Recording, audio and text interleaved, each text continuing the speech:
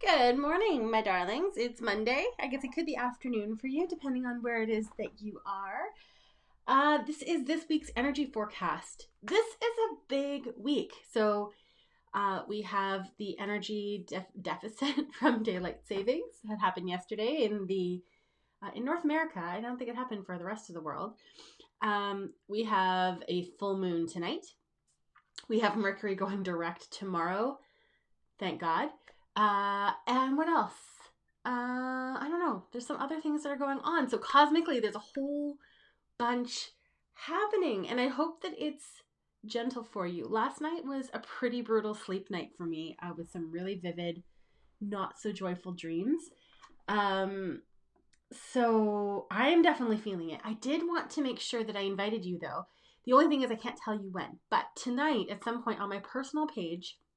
So I'll be doing it publicly. If we're not friends, you're still able to follow my page. You'll be able to see it. I'm going to be having my own fire ceremony. So kind of setting it up and talking it through and really releasing. I haven't had a fire ceremony for a couple of months. Full moons are a wonderful time for fire ceremonies. It's a great time for release. And I think particularly with the stuff that comes up during Mercury retrograde, because, everyone kind of is afraid of it, but I find that the beautiful thing about Mercury retrograde is that it shows us, it's a really revealing time. It kind of shows us what parts are maybe not moving as smoothly as we would like. And so when we have, 3.5 weeks of that awareness, and then we get a full moon with it, it's a really wonderful time to say, hey, this shit wasn't working. Let's let it go. So, when I used to host fire ceremonies in my old group, I actually did it where you guys could release with me, and I was transmuting a lot on behalf of the community, which is like, from a service place, I love doing it, but from an energetic exchange, just to like do it for the sake of it, I was taking on a lot. So I'm not going to be doing that anymore. It might be something I facilitate where you guys would buy tickets and we do it collectively so that there is sort of that energetic exchange.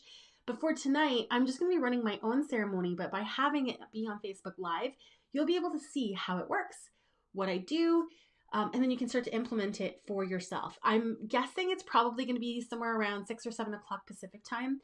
If I do it any later, I'm likely going to be too tired because my Mondays are always my fullest day of the week. So, yeah, if you want to keep an eye on my wait, hold on, are we using this deck? Yeah, okay, cool. I was like, why am I picking up this deck that I don't usually work with? If you would like to join that, and if you'd like to learn from that so you can bring in some practices for yourself, I would absolutely love to have you. It'll be really fun.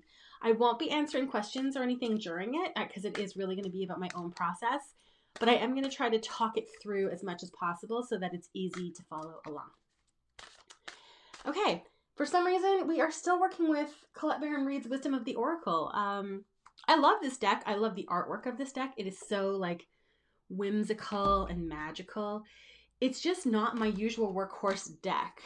Typically, I work with what we call the mega deck in the Kyle Gray circle. So it's the Keepers of the Light Oracle and then just the Archangels from Angel Prayers. That's my usual workhorse deck. It's the one that I typically use in our readings. It's the one I work with clients most of the time. I probably have like 20 decks. It's kind of ridiculous, even when I give them away. Just looking at that cubby over there. But that's the one that I keep coming back to. But because we're talking about energy, I'm all about honoring flow and guidance. And even though I have like 4 decks just within hand's reach right now, this is the one that they want to work with. So let's see what message comes through.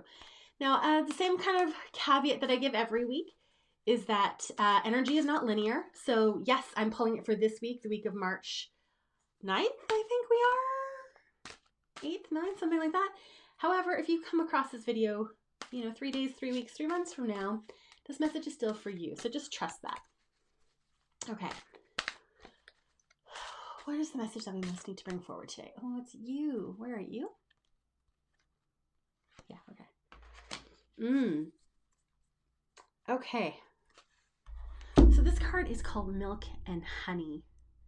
Do you see a little baby elephant in there? So the message that I'm hearing this, now I don't know this deck super well, so I don't know what the intended message is, but I'm going to just share what's coming through for me.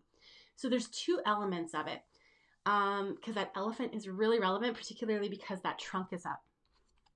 So this for me is all about embracing the sweetness.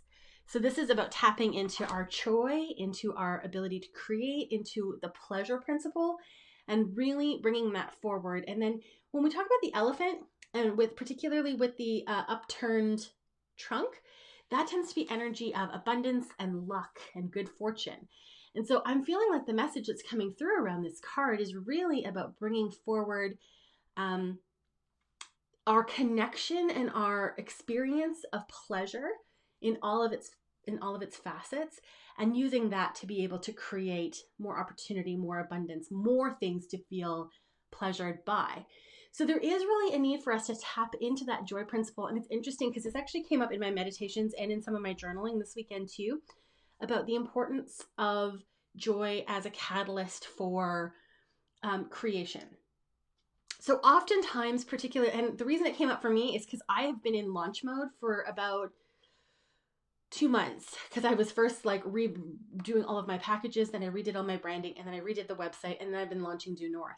And so when we end up in that rigid place of to-do lists where we've got checklists at the wazoo, and like we're almost like in that hamster wheel energy of like needing to get things done. And there have been some moments I noticed, particularly at the start of the year, but it still comes up every so often, where we're in, it almost feels like it's not super intense, but it feels a bit frantic. So when we get to that place of like needing to get things done, we get so focused on the tasks that we forget about the pleasure. We forget to take time off. We forget to slow down. We forget to stop and smell the roses. And so this is a reminder that it's like, yes, you need to get things done. And yes, it's super important. But if you're doing it and you're robbing yourself of joy, if you're doing it and you're not enjoying the experience, if you're doing it and you're not able to then reap the benefits, that it actually impedes your ability to grow. So, and even to get things done. So if you think about burnout is a perfect example of this. When we are go, go, go, and then we crash, yeah, we might still have a super long to-do list of things that are going to get done. But when we are out, we're out. And therefore we can't move forward. We can't get things done. So this is really about integrating pleasure, about integrating play, about bringing back the sweetness so that we can enjoy things once more. That is the message I have for you for this week, loves. So particularly as these energies are changing, because we do have the full moon tonight. We've got Mercury going direct tomorrow, and it'll be in the shadow phase for a couple of days. But when we have these big energetic shifts, we start to feel them, and sometimes it can be a little bit disruptive. So this is an invitation. Come back to what feels really good. Where can I find pleasure? Oh, it's so funny. They just brought that forward. So like one of the little diagnoses that they gave me for moving through my stuff was like, have an orgasm a day. So using pleasure as a way of providing fuel to get things done, making it really enjoyable. Because when we're disconnected from our joy, we're not able to move forward anyway. So that's your invitation for this week, my loves.